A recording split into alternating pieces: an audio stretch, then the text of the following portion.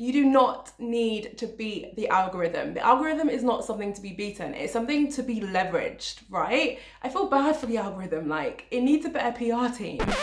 Hi everyone, welcome back to my channel. My name is Jade. In today's video, I'm going to be teaching you all about Instagram's algorithm, but not just Instagram's algorithm and how it works, but I'm going to be teaching you how you can utilize the algorithm to actually help you grow. If you're new here, then welcome. Hit subscribe if you like this video. I'm not going to dwell on this intro too much. Let's get straight to it.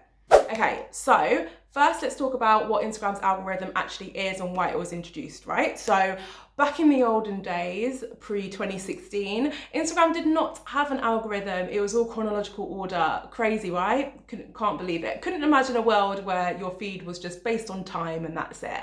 Instagram changed this because Instagram's sole purpose, as with any social media site, is to keep you on their platform for as long as possible. And they realized that if they produced an algorithm which sorted all of your content based on your interests, then you'd be more likely to stay on their platform. And you know what? Even though people hate the algorithm, it works. The algorithm works, and that's why it's not going anywhere, okay? They changed the algorithm, and as a result, people were spending a lot more time on their platform because people were now seeing content that they wanted to see. And how Instagram actually does that and manages to achieve that is by tracking everything you're doing on their site. Like, they are watching you all the time. They're watching every single thing you like. They're paying attention to any video or IGTV that you watch the whole way through or you click on. They're paying attention to which stories you look at. They're paying attention to who you're DMing. They're paying attention to who you're saving, which posts you're sharing.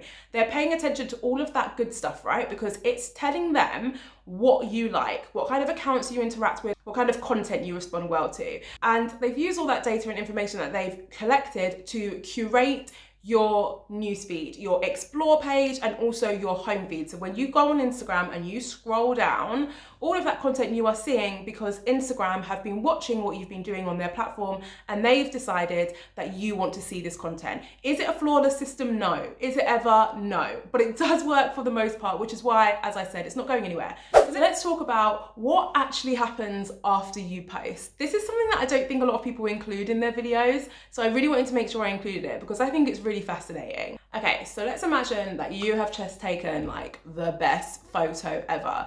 You're absolutely gassed on it and you're like, I can't, sorry, that was such English slang, but I know that like half my viewers are American. So gassed just means like, is that American slang as well though? Just like hyped on it, I don't know.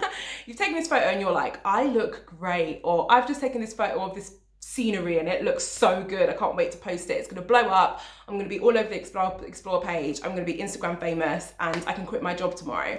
So you do all of that and you post it and then you wait and you're like, oh, just like tumbleweed, you know, or that sound, the wah, wah sound plays in your head because it just didn't take off like you thought it would. So what I'm gonna do now is just tell you exactly what happened within the first few hours of you posting, which may have led to your post not doing as well as it should have. So you've posted, it's fresh out the bat, it's literally just gone out, it's all live. And within the first hour of you posting, Instagram is keeping a keen eye on that post. It's always watching your post, but especially in that first hour.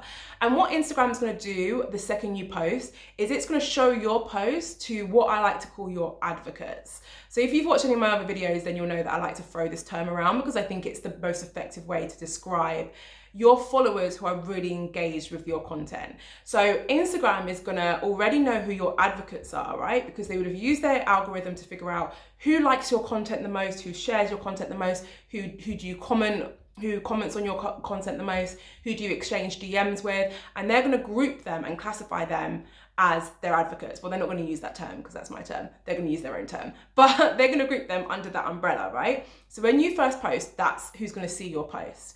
If your advocates react well to that content, Instagram's gonna be like, okay, all right, this is a good one. I'm gonna extend the reach a bit. I'm gonna push it out to your wider circle. So now you've got a couple of hours. I mean, the timings, I don't know the exact timings, but you've got a few more hours after that where Instagram's thinking, all right, you know, your advocates love this photo, but what about everyone else? Does everyone else love it?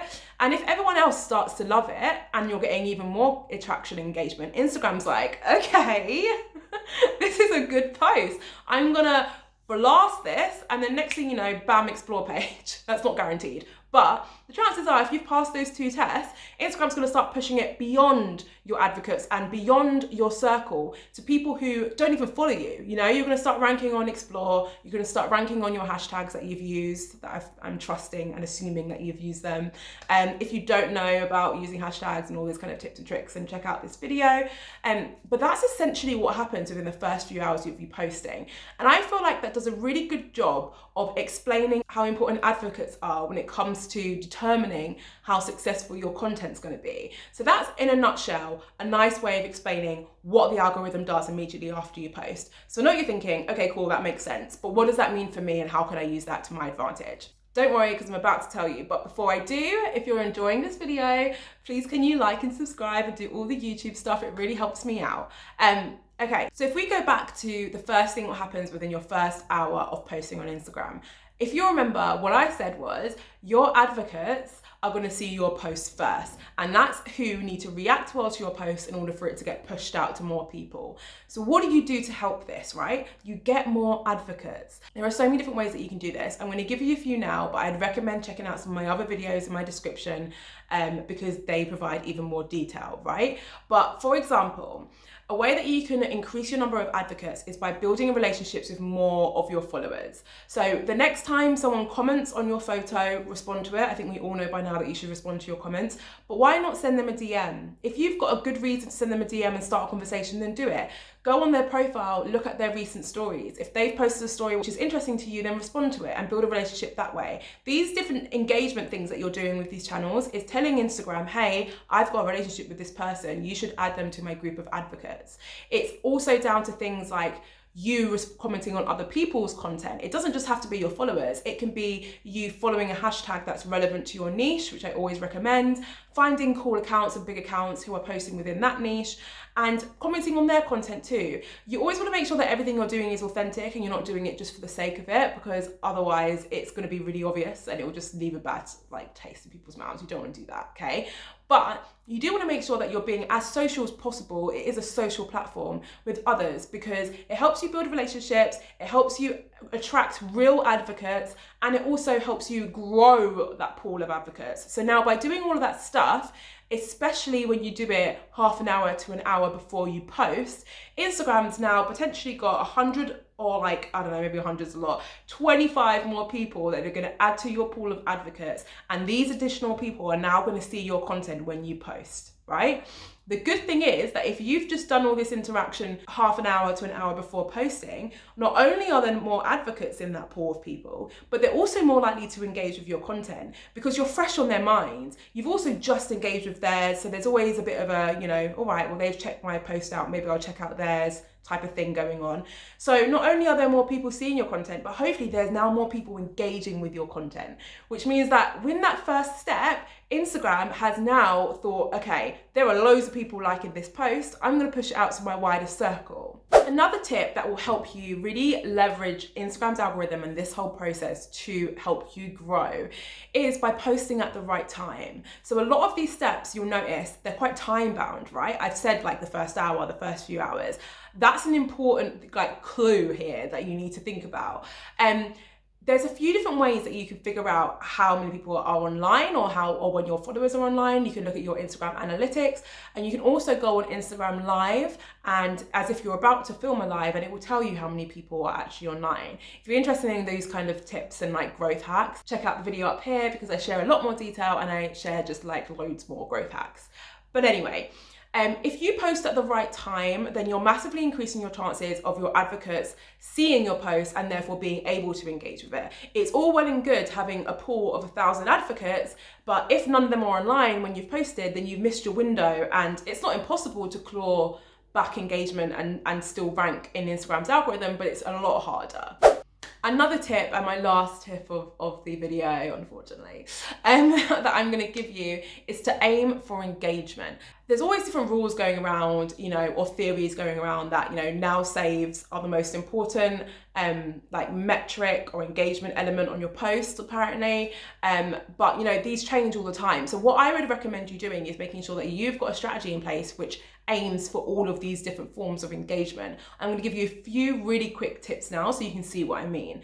So let's start with saves, right? So if you're gonna try and produce content what you want people to save, which is what you should be doing, then you need to make sure your content has value. So whether that's including a carousel what's got loads of tips in it, which is what I basically do on We Side Hustle, that's a really easy way to provide value to your followers.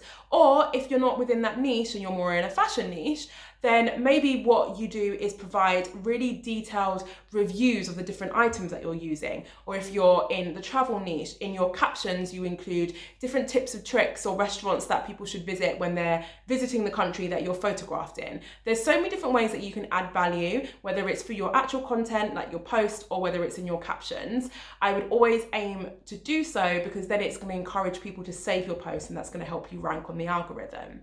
There's also things like likes and comments. So when it comes to trying to get people to comment on your page, don't try and do something fancy and some kind of psychological technique. Literally ask people, just be like, comment below what you think, or comment your favorite this, or what's your favorite this? Like, just ask questions and provoke conversation. People will respond, and that's gonna help you get more authentic comments. And lastly, there's sharing. So producing content which is shareable is super, super important, and it's quite a growing trend in this year, right? So shareable content is often something which isn't necessarily specific to you. It's something which could be applicable to a lot of different people, and it's usually in the form of like a quote, for example. The reason why quote channels do so well is because all of their content is shareable. You see a quote, you think, oh yeah, that relates to me. I can really relate with this. I'm going to share it with others, and you post it on your story. The great thing about shareable content such as quotes is that in my opinion, I don't think it's niche specific. I think any different account can include shareable quotes on their page. It's just about using the right ones and making sure that they've been well branded and they kind of go with your whole overall theme. Okay, so before you go, I've actually got one bonus tip for you. And that is to share any post that you put on your grid onto your stories immediately after posting. You probably see people do this all the time, and you might wonder why they do it. It's because it increases the amount of people who are going to see their post within the first hour or two of them posting, and therefore it's going to increase the amount of people who are going to like and engage with their post, which, if you've been listening to this video, you'll know is going to help you rank on Instagram's algorithm, because Instagram's going to notice that there's loads of engagement on your post within the first hour or so of you posting.